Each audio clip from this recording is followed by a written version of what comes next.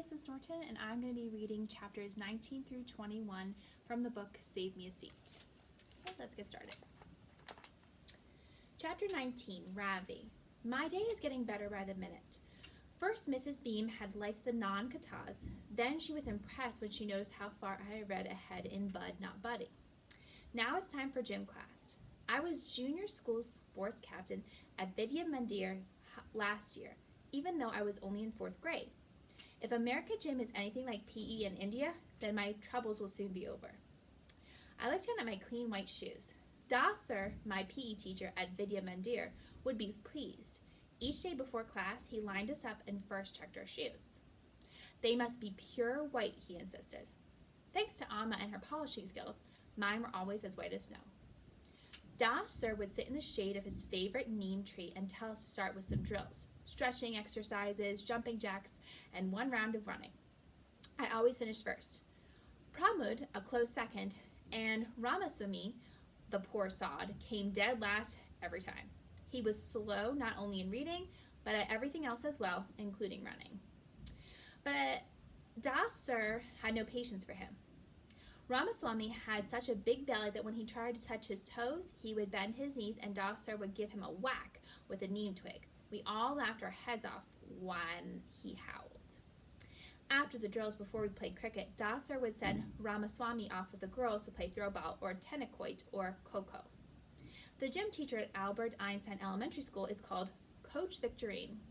He has a funny nose and no mustache, but he dresses exactly like Mr. Doss, white shirt and black tracksuit bottoms. I'm looking forward to impressing him and everyone else with my skills. Coach Victorine led us out onto a large glass field behind the school. He has a canvas bag containing several metal bats and some large yellow balls. I've never played American baseball, but I imagine it's ought to like cricket. I feel a bit nervous, but how hard can it be? I expect we will begin with some drills and running, but instead Coach Victorine chooses Dylan and a girl named Jasleen to be captains and tells them to pick their teams. Do the girls play too? I asked the boy standing next to me. He was the one who rides my bus, whose name is Tim or Jim. Yep, he says. Playing against girls is going to be easy peasy. Jasleen picks first. She chooses a girl called Amy. I wave at Dylan to get his attention, then point to myself.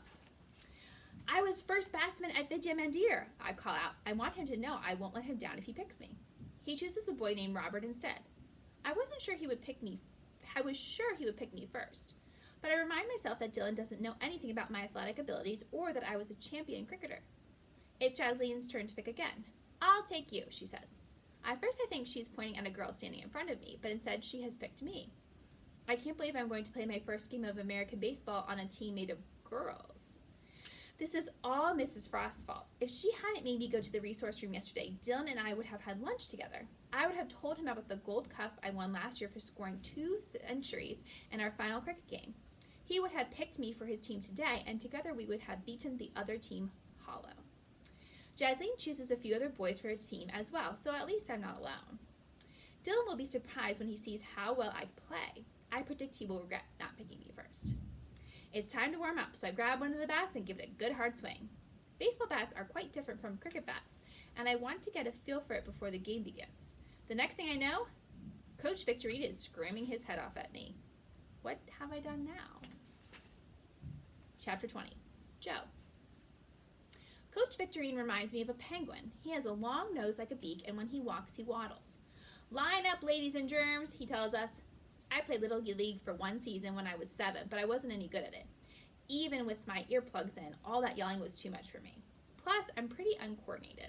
As soon as the coach figured out I couldn't hit or throw or catch a ball, I spent the rest of the season sitting on the bench eating sunflower seeds. I didn't mind. I like sunflower seeds. I don't like playing baseball, but I like to watch it on TV. My dad is a Phillies fan, and I'm in the Boston Red Sox. They're epic. In gym class, instead of baseball, we play slow pitch softball. Dylan and Jasleen Arnado are the best hitters, but Amy Yamaguchi has got mad skills too. Emily Mooney isn't bad either, which is surprising because she's white as a marshmallow and so skinny her arms look like toothpicks. Jasleen picks first. I want Amy, she says. Amy Yamaguchi runs over and starts hugging her. This is baseball, girls, squawks Coach Victorine, not a slumber party. Ravi is pointing to himself, trying to get Dylan to pick him, but Jasleen picks Ravi instead. He is so shocked, he looks like he's going to pass out. Jasleen probably chose him because she feels sorry for him. Girls do junk like that. Dylan and Jasleen go back and forth picking teams until finally Henry, Futterman, and I are the only ones left. Henry is as uncoordinated as I am. Plus, he plays the violin, so his mom wrote a note to Coach Victorine saying Henry's not allowed to climb a rope or catch any ball or anything else that might hurt his fingers. I'll take Futsie, said Jasleen, pointing at Henry. So I end up in the last place on earth I want to be. Dylan's not too happy about it either. If we lose because of you, you're going to be sorry, Pud, he tells me. We start tossing the ball around a little to warm up, and all of a sudden, Coach Victorine starts yelling at Ravi. No rec specs, no ball, no exceptions. Excuse me, says Ravi, I don't understand. You can't wear your glasses when you play ball, kid. It's a lawsuit waiting to happen. In India, I always wear my glasses when we played cricket, Ravi said. Well, in case you haven't noticed, this is New Jersey, kid. You need to go to the eye doctor and get yourself a pair of rec specs like those. He points to Henry, who's wearing a pair of prescription goggles instead of his regular glasses. Can you see without those things? Coach Victorine asked Ravi. Not very well, he says, pushing his glasses up with his thumb. Take your pick, kid. Sit on the bench or play without your glasses, says Coach. Up to you. Robbie takes off his glasses and puts them in his pocket. I'll play, he says. Our team is up first. We do okay for a while, but then when the bases are loaded, I strike out and Dylan gets ticked off. Way to blow it, Pud, he says, grabbing his glove off the bench and stopping off to the pitcher's mound. Dylan Samarine does not like to lose. Amy leads off for the other team, and she gets a hit. Amy and Jasleen get hits too, so Robbie comes up with the bases loaded. He's squinting pretty hard as he steps up to the plate, and I notice he's holding his bat funny, down low like a golf club. He swings and he misses twice, but on the third pitch, he brings the bat up, catches a piece of the ball, and sends it to foul. Good cut, shouts Coach Victorine. Jasleen and the rest of her team goes nuts, jumping up and down and screaming for Robbie to do it again.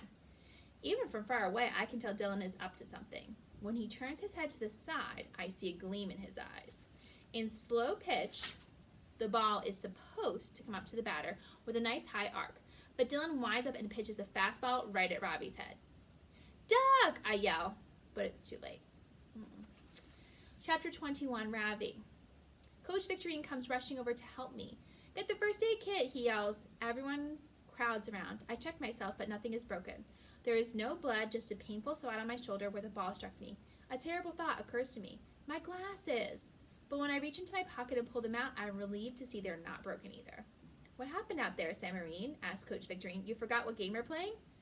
Sorry, Coach, Dylan says. The ball must have been wet or something. It's just got away from me. I didn't mean to hit him, honest. It's nothing, I say, standing up and brushing myself off. Please, can I bat again? But Coach Victorine won't allow it. How about you take our young friend here down to the nurse's office so she can look at him, he tells Dylan. We don't want to take any chances. As Dylan and I walk to the nurse's office, it seems I do most of the talking. I have so much I want to say.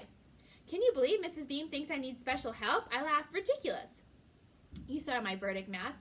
Does she think I'm like Ramaswamy? Who? Asked Dylan. He was a boy at my school in India who couldn't read. Does she think I'm like him or Bigfoot? All he did when we were in the resource room yesterday was talk about candy and look at sports magazines. Ha! Make sure to tell the nurse it was an accident, says Dylan. I didn't hit you on purpose. No worries, man, I tell him. Do you know Kapil Dev, the famous Indian cricketer? He came to Vidir Madir as the chief guest at our sports day last year. My best friend Pramod and I had our pictures taken with him. When you come to my house, I'll show you. You can see all my trophies too. And Alma will make dosas for us. Our garden is quite big. Maybe I can teach you how to play cricket and you can teach me how to hit a home run. Dylan smiles at me and winks. I can hardly wait, he says. We arrive at the nurse's office. Dylan reminds me once again to explain that he didn't hit me with the ball on purpose. Then he leaves and goes back to class. The nurse gives me an ice pack for my shoulder and tells me to lie down on a cot and rest. I close my eyes for a while, and when I open them again, there's a girl in a green uniform standing there in the doorway, holding my backpack and jacket. She's from my class, but I don't remember her name. Mrs. Beam told me to bring Ravi's stuff in case he has to go home early. She tells the nurse, I'm fine, I say, sitting up. I don't need to go home. The bell rings. The fifth graders start coming down the corridor towards the lunchroom. The girl, in the green uniform, puts my things on a chair and leaves. Please, I beg the nurse, can I go to lunch now? Nothing is going to prevent me from eating my lunch with Dylan Samarine. If you're sure you feel up to it, says the nurse. Let me get you a fresh pack of ice to take with you. It will help keep the swelling down. The nurse takes so long preparing the ice pack, and by the time I get to the lunchroom, Dylan has already brought his lunch and is sitting at the table in the corner by the window shooting straw papers with his friends. I look at the menu board on the wall. Today they're serving something called chili. I see someone eating a bowl of soup filled with red beans and tomatoes. In India, we call this kind of soup rajma. It's more of a North Indian dish, but Amma makes it sometimes anyway, adding plenty of cumin seeds and black pepper to it to make it spicy. Rajma is served with rice, but American chili is served with some kind of yellow bread. Cake. I have my tiffin box with me, but I grab one of the plastic trays anyway and tuck it under my arm. I have a plan I'm certain will help me fit in. Bigfoot is sitting at the same table where I sat on my first day. I walk past him straight to Dylan's table. I recognize some of the other faces. Robert Princenthal and Keith Campbell, Tim/Jim, Tom Dickens, and the red-headed boy called Joe. Excuse me, can you please make some room for me, please? I asked Tom Dickens, who is sitting next to Dylan. Tom Dickens looks at Dylan. You heard the man. Move over, Dink, says Dylan.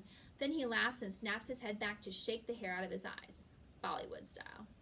I wonder if Amma would ever let me grow my hair long like that. Tom Dickens moves over, and I sit down on the bench next to Dylan. I place the plastic tray in front of me, unbuckle the lid, open the top compartment of the tiffin box, and transfer the creamy white rahita onto one of the small square sections of my tray. I smile. Finally, I am where I belong. And that's it.